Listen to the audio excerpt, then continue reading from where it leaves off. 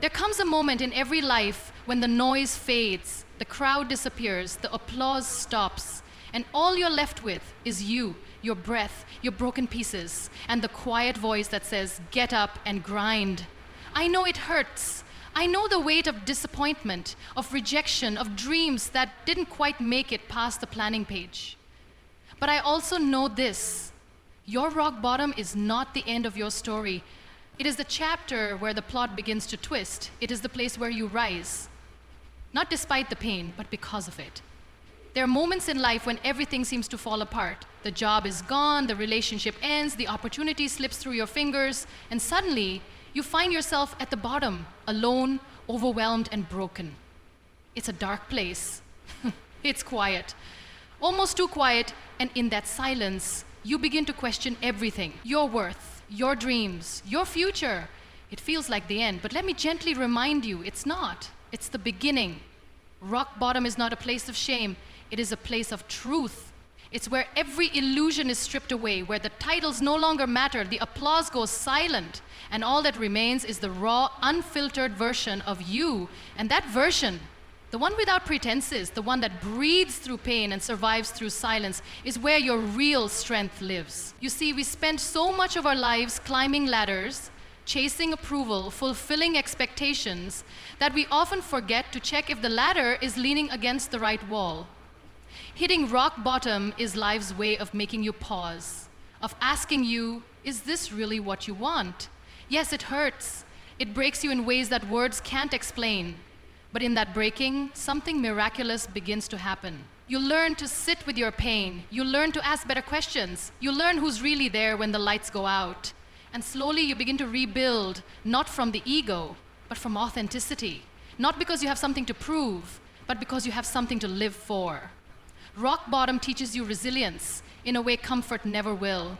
It teaches you to be gentle with yourself, to honor your wounds, not hide them, to take the shattered pieces and craft something even more beautiful than what existed before. And no, it doesn't happen overnight. Healing is not linear.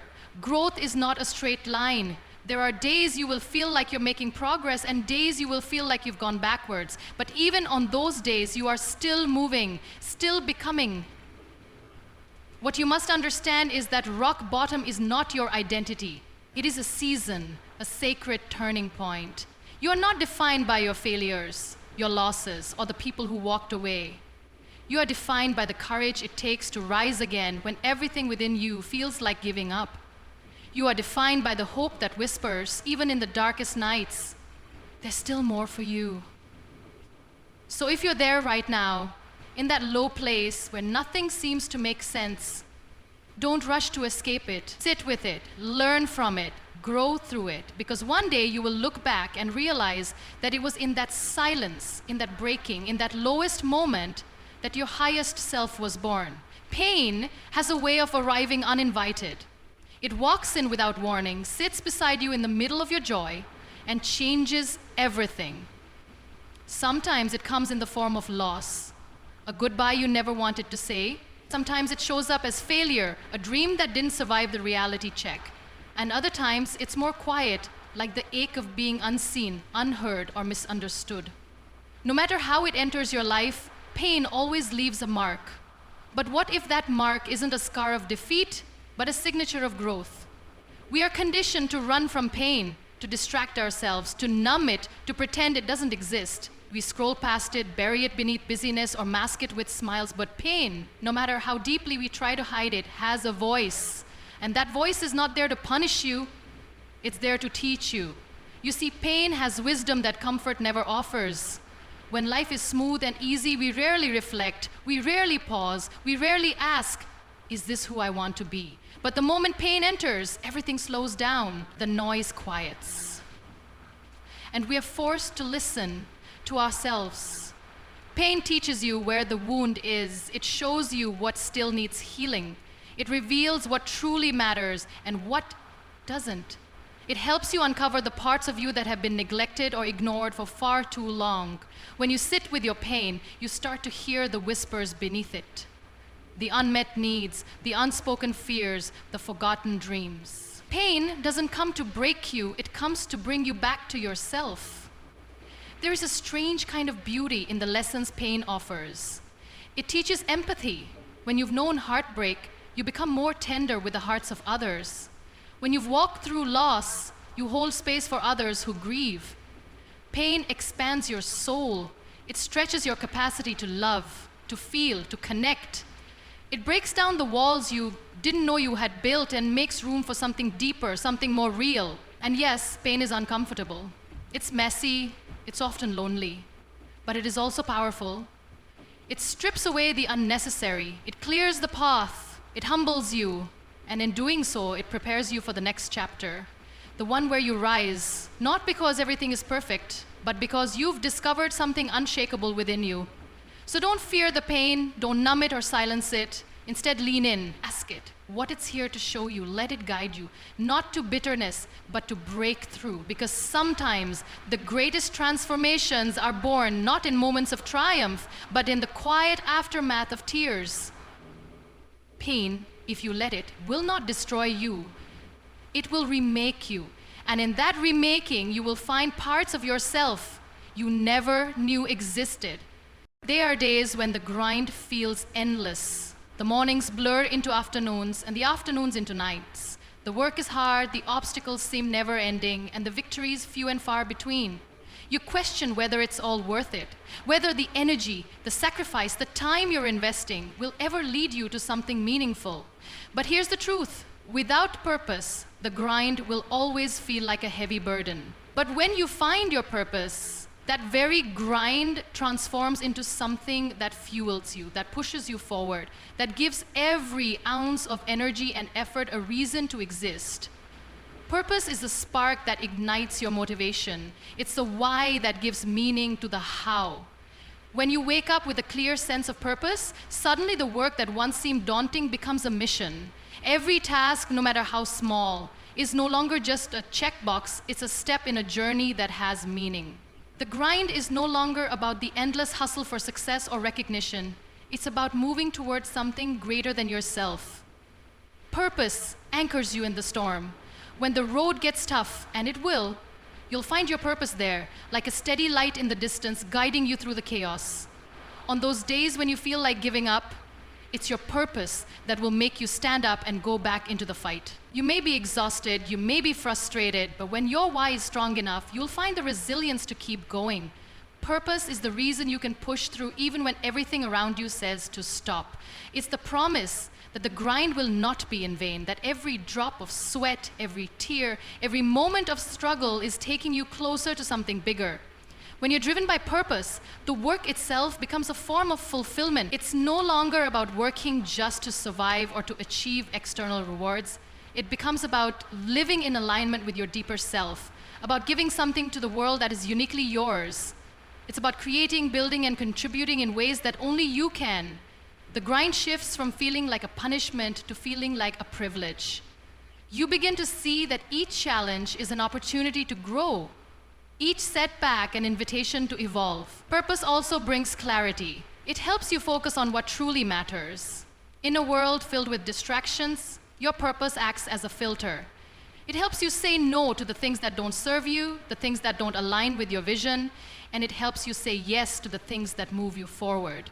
When you know why you're grinding, you'll find the energy and strength to tackle what truly deserves your attention. The grind can be long, it can be lonely, it can be hard. But when you are fueled by purpose, it becomes an act of love, an investment in your future, a commitment to a life that's more than just surviving.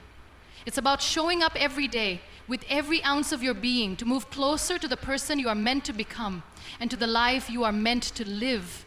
And that, my friend, is what makes the grind worth it. There's a lie we've all been told, one that we often repeat to ourselves. If you're strong, you can't show weakness. If you're determined, you can't show vulnerability. We are taught that tears are a sign of defeat, that to cry is to admit that we can't handle it. But the truth is much different. Crying is not weakness. It's simply human. It's the release of emotions that we hold within, the overflow of everything we've been carrying. Crying is not the end. It's a moment of release, a necessary step on the path to strength. In fact, it's often through our tears that we find the courage to rise.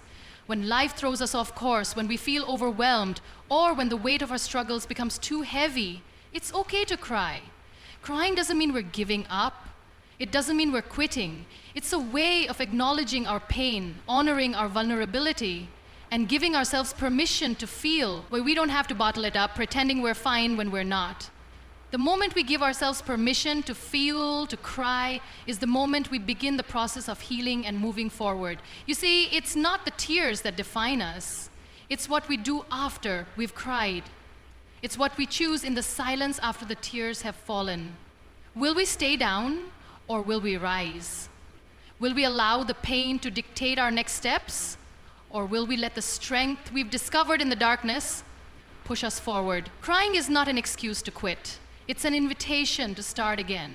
It's a momentary release, but the real power comes in the decision to keep going, even when everything in you says to stop. Strength isn't about never feeling weak. Strength isn't about never breaking down. Strength is about how you choose to respond when life tests you. It's about how you find your feet after you've been knocked down. It's about knowing that just because you feel broken in the moment doesn't mean you are broken forever. Crying doesn't mean you've failed. It means you're human. It means you're walking through something difficult and you're allowing yourself to process it. But once that moment passes, you must remember you are allowed to cry, but you are not allowed to quit. Every tear you shed holds the potential for new strength, a new understanding of yourself. Each tear is a reminder that you are resilient, that you are capable of weathering any storm, and that you can rise again. The world may try to convince you that crying makes you weak, that being emotional means you aren't strong, but don't let that lie stop you. Cry if you must. Let those tears fall. But know that your tears are not the end of your story. They are simply the beginning of your comeback. And when you've wiped those tears away, you will find the strength to keep moving forward, one step at a time. Because quitting was never an option. There's something incredibly powerful about working in silence. The world is loud, full of distractions, expectations, and comparisons. It's easy to get caught up in the noise, trying to prove your worth, seeking validation, and waiting for applause. But real power is found in the quiet moments, the ones where no one is watching, where the work is done with purpose and passion, without needing the world to notice. This is where true growth happens. Grind quietly, because not every move you make needs to be broadcast. Not every step of your journey needs to be shared with the world. Too often we become fixated on the idea of recognition. How many people are following, how many likes or shares we get, how many are watching our every move. But the truth is that the grind itself is sacred. It's personal. It's a process that takes time, effort, and patience. And it's far more valuable when it's done for the right reasons, not for the applause of others. When you're grinding quietly, you can focus on the work itself, on improving, on getting better, without the noise of outside opinions influencing your every decision. In those quiet moments, something special happens. You start to build a foundation that is solid and strong, not because of external validation, but because of the discipline, consistency, and effort you're putting in every single day.